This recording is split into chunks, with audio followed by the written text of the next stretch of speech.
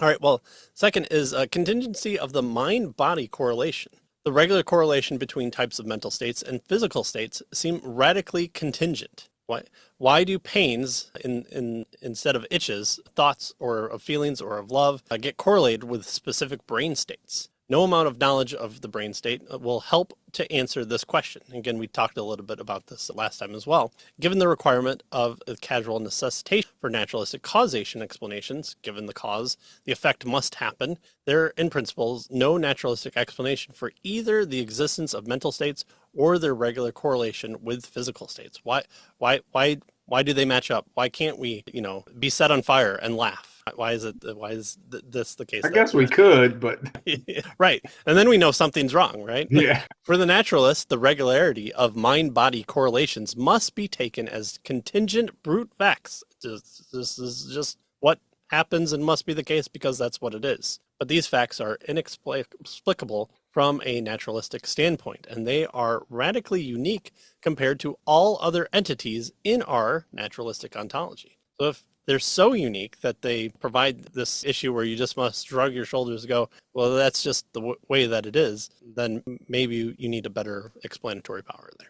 Yeah. Thirdly, he says epiphenomenalism and causal closure is an issue here. He says most naturalists believe that their worldview requires that all entities are either physical or at least depend upon the physical for their existence and behavior.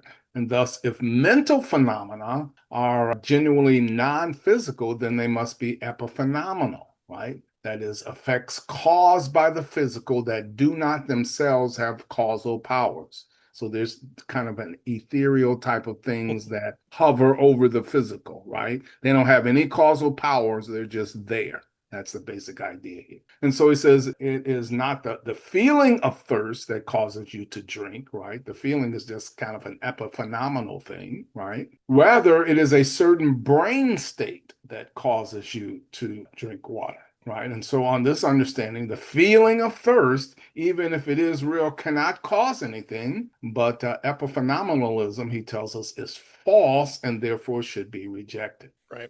And, this comes into play too when we talk about, kind of triumph of the will. How can someone push themselves past what normal human limitations should be? Why don't you automatically find the source of water when you're thirsty rather than, saving a drowning child? What makes you kind of pick the choice, not just go, well, my body is this physical entity and it's telling me to do this, so I must robotically walk towards the source of water rather than the other source of water. Why is that the case? Why do we have these great feats of kind of mental fortitude that come about that we hold in high regard as a society? Well, maybe because at one point society held those things in certain regards, and we rejected people that just operated on their base physicality. But hopefully that will go away as soon as well. All right, so it's false for at least two reasons. Well, first, it's self-refuting. If our mental states, such as the state of being aware of good reasons for a conclusion, are epiphenomenal, then they do not have a role in our drawing of the conclusion. Thus, any argument that gave reason for believing in epiphenomenalism would play no role in that belief. So acceptance of epiphenomenalism would not be based on rational considerations, and it would be self-refuting. Again, not something that you want. And then, secondly, he tells us that mental causation seems undeniable, right? Remember, the epiphenomenalist says that these mental consciousness types of things, they don't causally interact, and so they don't cause anything. But he suggests that mental causation seems undeniable. His feeling of thirst causes him to get a drink of water.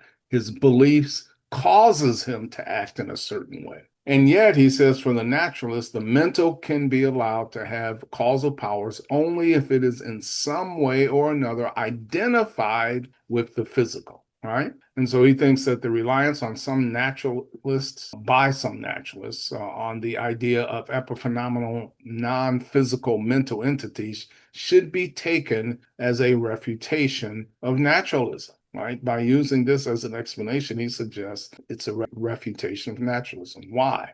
Well, he quotes D.M. Armstrong, who admits that he supposes that if the principles involved in analyzing the single, all-embracing spatial-temporal system, which is reality, were completely different, i.e., mental, right, or consciousness type, from the current principles of physics, in particular, if they involved appeal to mental entities such as purposes, then Armstrong tells us we might then count the analysis as a falsification of naturalism. And so that's what J.P. Moreland is suggesting here, right? If indeed naturalists can't explain these things other than what it seems like by intentionality and purpose and that sort of thing, then that seems a refutation or falsification of naturalism. Right. All right, how about the fourth one? The inadequacy of evolutionary explanations is there. Naturalists are committed to the view that, in principle, evolutionary explanations can be proffered for the appearance of all organisms and their parts. There are three aspects to this basic idea: the atom we start with, the laws we use to combine them, and the resulting complexes. The combinatorial style may be suited for explaining how complex structure arrangements of neurons could arise, but it is completely inadequate to explain how the property of being a pain, a simple quality that is not a structural arrangement of parts, could take place in a purely physical world.